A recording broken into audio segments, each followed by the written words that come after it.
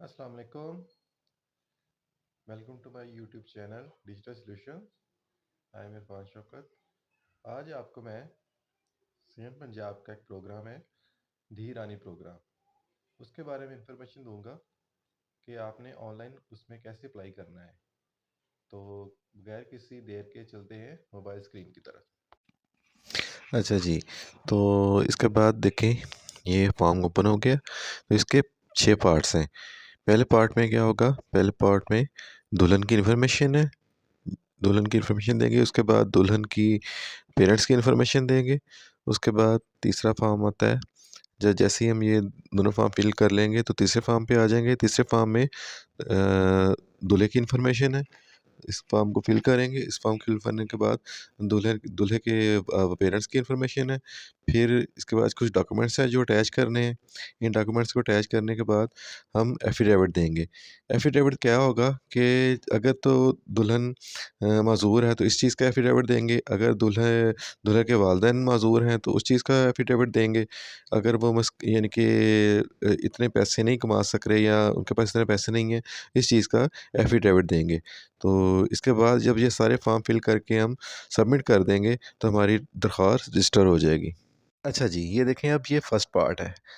तो जैसे मैंने आपको बताया था कि 6 पार्ट है। 6 पार्ट में से पहला पार्ट मैंने आपको पहले भी बताया था कि वो दुल्हन की इन्फॉर्मेशन है। दुल्हन की इन्फॉर्मेशन में किन-किन चीज़ों की ज़रूरत है, वो आप देंगे। सबसे पहले दुल्हन का नाम, उसके बाद दुल्हन का आईडी कार्ड, फिर दुल्हन की डेट ऑफ बर्थ, फिर दुल्हन की क्वालिफ़िकेशन है, उसके बाद उसकी प्लेस ऑफ बर्थ है, यानी कि वो किस सिटी में पैदा हुई है, आपने उसका ज़िला, डिस्ट्रिक्ट जो भी नाम है उसका वो लिख देना है।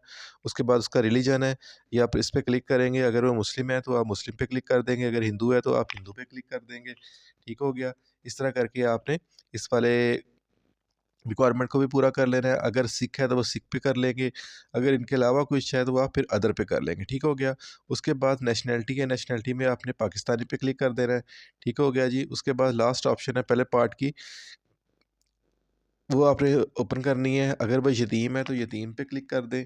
अगर वो मज़ूर है, मज़ूर पे कर दें। अगर वो बेसहारा है तो बेसहारा पे कर दें। जब ये आप पूरा ये पार्ट 1 का फॉर्म फिल कर लेंगे, फिर हम नेक्स्ट पे क्लिक करेंगे, सेव एंड नेक्स्ट पे क्लिक करेंगे, तो हम दूसरे पार्ट की तरफ चले जाएँगे।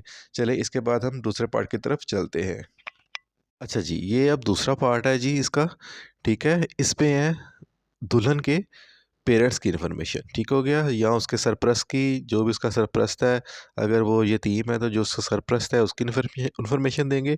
अगर उसके वालिदैन ज़िंदा हैं तो फिर उसके वालिद की या वालिदा की इन्फॉर्मेशन देंगे। ठीक है? सबसे पहले सरपरस्त की किस्म क्या है, उसमें आप क्या करेंगे, उस पर क्लिक करेंगे। यहाँ पे तो देखें, अगर आप अगर फादर है तो फादर पे क्लिक कर देंगे, अगर मदर है तो मदर पे क्लिक कर देंगे, अगर गार्डियन यानी कि सरपरस्त है तो सरपरस्त पे क्लिक कर देंगे। ठीक हो गया?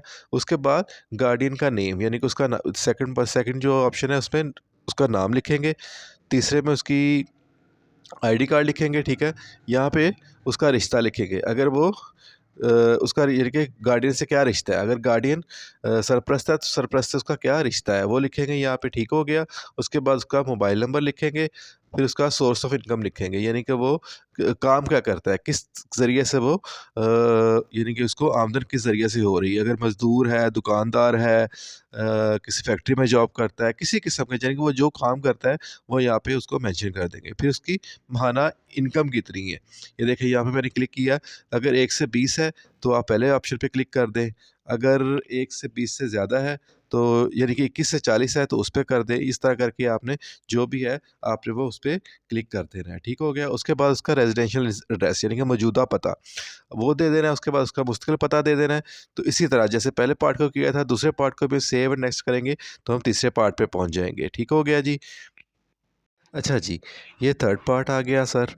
तो अब आपने क्या करना है, इस थर्ड पार्ट को कंप्लीट करना है। थर्ड पार्ट कहाँ से स्टार्ट होता है, यानी कि वो दूल्हे की इन्फॉर्मेशन है। उसमें सबसे पहले क्या है, दूल्हा का नेम है, उसके बाद दूल्हा का आईडी कार्ड नंबर है, उसके बाद उसकी डेट ऑफ बर्थ है। ठीक हो गया जी? उसकी क्वालिफ़िकेशन है, जो भी उसकी क्वालिफ़िकेशन होगी उस पे आप क्लिक कर लें। ठीक है? उसके बाद सेव एंड नेक्स्ट करेंगे तो हम फोर्थ पार्ट की तरफ चले जाएँगे। अच्छा जी, ये फोर्थ पार्ट है। ठीक हो गया? इसमें क्या है, दूल्हे के पेरेंट्स की इन्फॉर्मेशन है या उनके सरप्लस की इन्फॉर्मेशन है, ठीक है? इसी तरह ये बिल्कुल वैसे ही है, जैसे दुल्हन के पेरेंट्स या उसके सरप्लस की इन्फॉर्मेशन थी, फादर होगा तो फादर पे मदर होगा, मदर पे गार्डियन होगा, गार्डियन पे क्लिक कर देंगे। उसके बाद उसका कॉन्टैक्ट नंबर देके फिर उसकी आमदनी का जो भी ज़रिया मुआश होगा, उसकी इन्फॉर्मेशन देंगे, उसी तरह उसकी आमदनी बताएँगे, ठीक हो गया? उसके बाद वो जिसका उसका मुस्तकिल पता क्या है, उसका मौजूदा पता क्या है, उसको ये फॉर्म फिल करने के बाद हम उस पे सेव एंड नेक्स्ट पे क्लिक कर देंगे तो हम नेक्स्ट पे चले जाएँगे। अच्छा जी, उसके बाद आ जाएँ स्टेप 5 पे।